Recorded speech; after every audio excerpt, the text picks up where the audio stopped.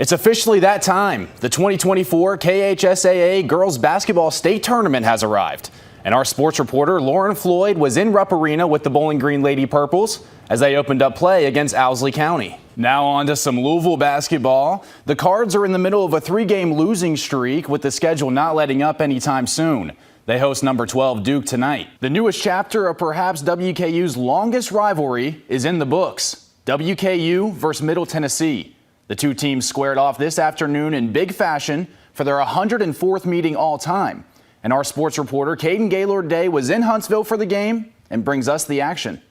WKU has seen countless greats lace up their cleats to take the field here at the Houch, but few have left a bigger impact than tight end legend Jack Doyle. He was on that 2012 team that set the bowl game standard for this program that's been carried through 10 of the last 12 seasons. Now, his career will be forever remembered as he prepares to enter the Kentucky Football Hall of Fame.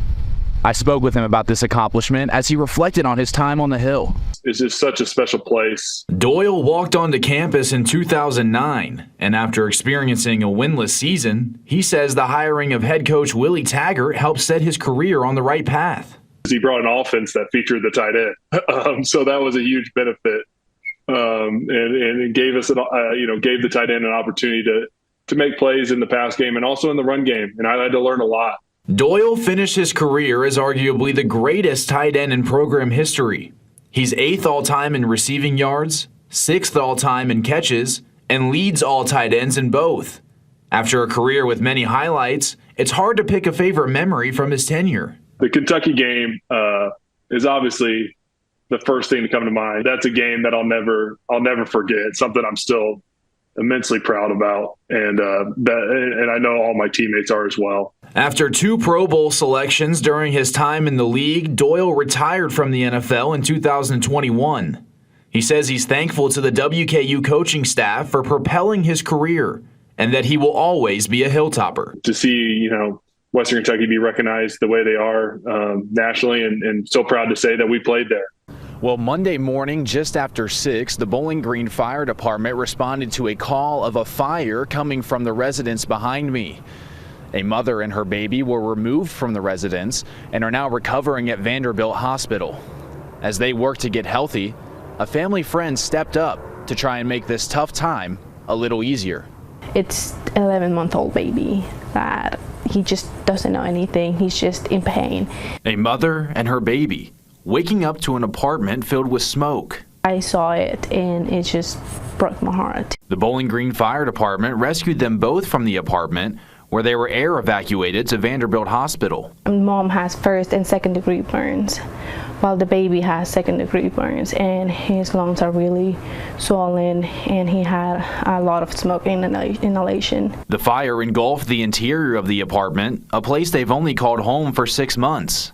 Now, on top of their recovery, they must find a new place to raise their 11-month-old son. You couldn't see anything. It was just black. Nothing was just, you couldn't see anything, not a chair, not a couch. Everything was just, the walls were black, so they lost everything. The family is being forced into a new start. And to help smooth that transition, Hernandez started fundraising to help with the family's needs. It will help them restart all over again. Just pay some of the medical expenses that they will have and just start all over, since there's nothing that they can go to. Where are you guys gonna go? We're all moving on our own, basically. 388 WKU students living in Hilltopper Hall are being forced to move out of their residence after an email from the university Thursday outlined that students must be out of their rooms by February 4th.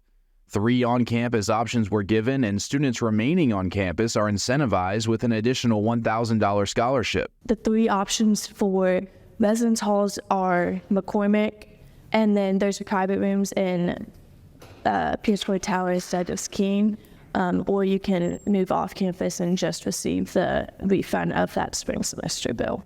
A structural integrity survey being conducted by the WKU Student Life Foundation revealed early findings on January 17th that prompted the recommendation of relocating current residents.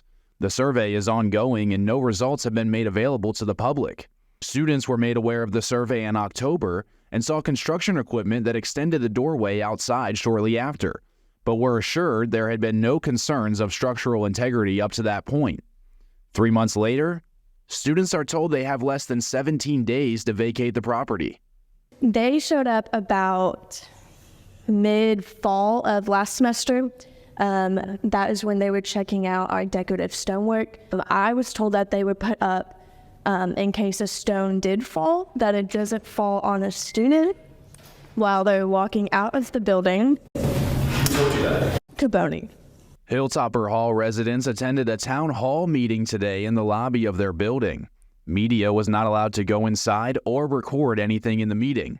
No questions about the building survey or the relocation decision process were answered, leaving some students frustrated and unsure what to do next.